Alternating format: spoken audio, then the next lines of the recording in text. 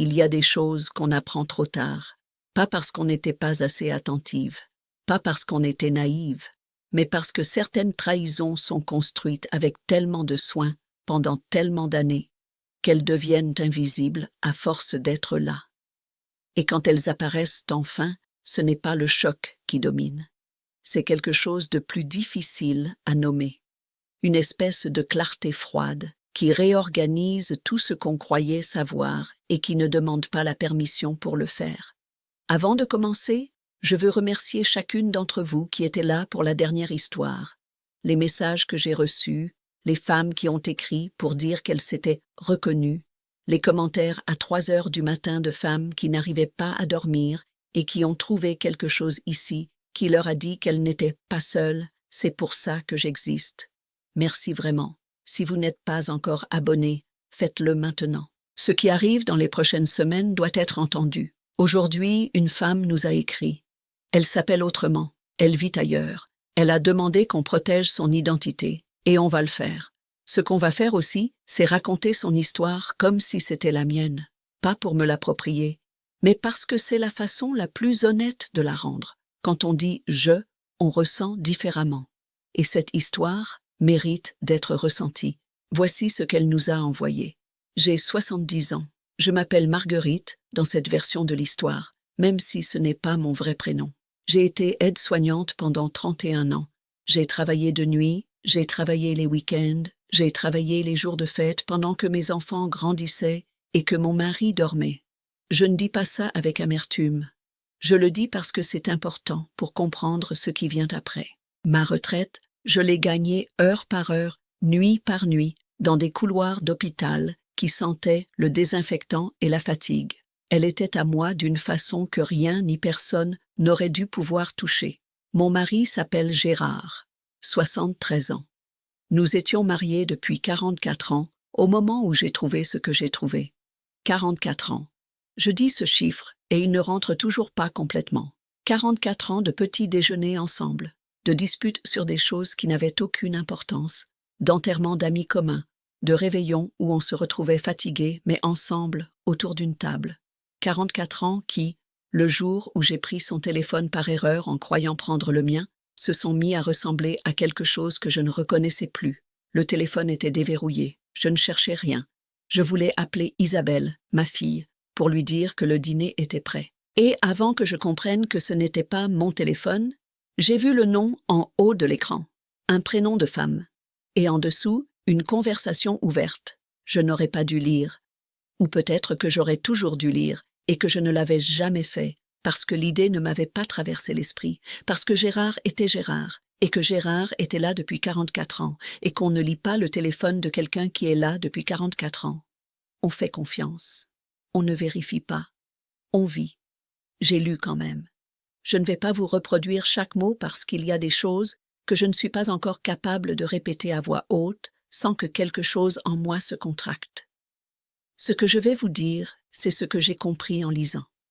Cette femme existait depuis au moins 7 ans. Elle avait un prénom, une vie, un appartement que Gérard connaissait mieux que certains endroits de notre propre maison. Et dans cette conversation, il y avait une phrase que j'ai lue et relue jusqu'à ce qu'elle soit gravée dans ma mémoire d'une façon que je ne pourrai jamais effacer. Il lui parlait d'argent. Elle se plaignait que le virement du mois était en retard. Et Gérard avait répondu avec ces mots exacts « Ne t'inquiète pas, je gère. La vieille ne vérifie jamais ses comptes. Elle ne sait même pas ce qu'elle a. La vieille, c'était moi. La vieille, la femme avec qui il dormait depuis 44 ans. La femme qui avait travaillé 31 ans de nuit d'hôpital pour avoir une retraite. La femme qui lui avait fait 3 enfants et qui avait été là quand son père était mort et qui avait mangé en face de lui, ce matin-là comme tous les autres matins. La vieille inutile qui ne vérifie jamais ses comptes. Je me suis assise. Je ne sais pas combien de temps je suis restée assise à cet endroit avec ce téléphone dans les mains. Le dîner refroidissait. Isabelle n'a jamais reçu son appel. Et quelque chose en moi qui avait toujours cru que ma vie était ce qu'elle paraissait être a compris, dans ce silence de cuisine, que ça n'avait jamais été tout à fait vrai. Ce soir-là, je n'ai rien dit à Gérard. J'ai posé son téléphone sur le comptoir sans explication, J'ai servi le dîner, j'ai répondu à ses questions par des phrases courtes, et j'ai observé son visage pendant qu'il mangeait. Ce visage que je croyais connaître par cœur. Ce visage qui avait dit « Ne t'inquiète pas, je gère à une autre femme le même jour où il avait mangé ma cuisine et dormi dans mon lit. J'ai attendu qu'il dorme pour aller vérifier mes comptes. J'aurais dû le faire depuis longtemps, peut-être, mais je n'avais pas de raison de le faire. Gérard s'occupait des finances depuis toujours, ce qui avait semblé pratique pendant des décennies et qui, ce soir-là, m'apparaissait sous un jour entièrement différent. J'ai ouvert l'application bancaire. J'ai regardé les relevés des 18 derniers mois. Et j'ai vu ce que je n'avais pas cherché à voir. Des virements réguliers, chaque mois, sans exception. Des montants qui variaient, mais qui n'étaient jamais petits. Des montants qui, additionnés sur 18 mois, représentaient une somme que je ne suis pas prête à vous dire parce qu'elle me donne encore le vertige. Ma retraite entrait sur le compte commun chaque mois. Et chaque mois, une partie de ma retraite partait ailleurs. Vers un compte que je ne connaissais pas. Vers une vie que je ne connaissais pas. Vers une femme qui se plaignait que le virement était en retard. Je n'ai pas pleuré cette nuit-là. Je pensais que j'allais pleurer, mais je n'ai pas pleuré.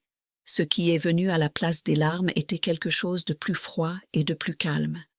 Une espèce de lucidité que je n'avais jamais ressentie de cette façon et qui m'a permis de réfléchir avec une clarté que les émotions n'auraient pas autorisée.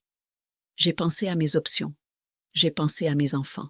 J'ai pensé à ce que je voulais que les prochains jours ressemblent. Et j'ai pris des décisions que je n'aurais pas cru capable de prendre à 70 ans dans une cuisine à minuit, pendant que mon mari dormait dans la chambre à côté. Le lendemain matin, pendant que Gérard était sous la douche, j'ai pris mon téléphone à moi et j'ai appelé mon fils aîné. Je lui ai dit que j'avais besoin de le voir, que c'était urgent, que je ne pouvais pas lui expliquer par téléphone.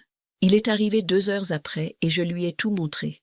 Les relevés, la conversation, les montants. Il a regardé les chiffres en silence pendant un long moment, ce silence de fils adulte qui réalise que son père n'est pas l'homme qu'il croyait, et quand il a levé les yeux vers moi, son visage avait quelque chose dedans que je n'avais jamais vu sur ce visage-là. Il m'a demandé ce que je voulais faire. C'est la question qui compte, pas ce que la société attendait de moi, pas ce qu'on fait dans ces situations. Ce que moi, Marguerite, 70 ans, 31 ans d'hôpital, je voulais faire. Je voulais récupérer ce qui m'appartenait. Je voulais que ce soit fini. Et je voulais ne plus jamais entendre le mot « vieille » dans la bouche d'un homme qui dormait sous mon toit. Les semaines qui ont suivi ont été les plus compliquées de ma vie adulte. Pas parce que j'hésitais, mais parce que les choses pratiques sont toujours compliquées quand on défait 44 ans de vie commune. Il y a eu des avocats. Il y a eu des conversations avec mes enfants qui ont été douloureuses d'une façon différente pour chacun d'eux. Il y a eu Gérard qui a d'abord nié, puis minimisé, puis demandé pardon avec les mots de quelqu'un qui comprend qu'il a été pris et non de quelqu'un qui comprend ce qu'il a fait. La différence entre ces deux types de regrets, je la connais maintenant. Elle est absolue. Je vis seule depuis 8 mois, dans un appartement qui est à moi, avec un compte bancaire qui est uniquement le mien et sur lequel ma retraite arrive chaque mois en entier. Mes enfants appellent. Mes petits-enfants viennent le mercredi. Et le matin, quand je prépare mon café et que je m'assieds à ma table dans ma cuisine silencieuse, il n'y a personne pour me regarder en pensant « La vieille ne vérifie jamais ses comptes. » Je vérifie maintenant. Je vérifie tout. Je veux m'arrêter ici 1 seconde et dire quelque chose directement parce que cette histoire le demande et parce que je ne suis pas capable de la raconter sans le dire. Ce que Gérard a fait n'était pas une erreur de jugement. Ce n'était pas une faiblesse humaine compréhensible. Voler la retraite d'une femme, c'est voler sa vie. Cet argent représentait 31 ans de nuits d'hôpital, de fatigue, de sacrifices que Gérard n'a jamais fait à sa place. Et l'appeler vieille inutile dans ses messages privés, pendant qu'il mangeait sa cuisine et dormait dans son lit, c'est une violence, pas une métaphore de violence, une violence réelle, concrète, qui s'est exercée sur une femme réelle pendant des années. Il n'y a pas de neutralité possible face à ça. Je ne vais pas vous en proposer. Ce que je vais vous dire, c'est ce que cette femme m'a écrit à la fin de son message. Et c'est avec ça que je veux terminer.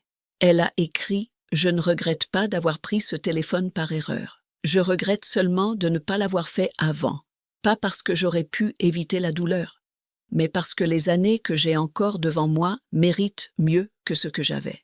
Les années qu'on a encore devant nous méritent mieux que ce qu'on a accepté.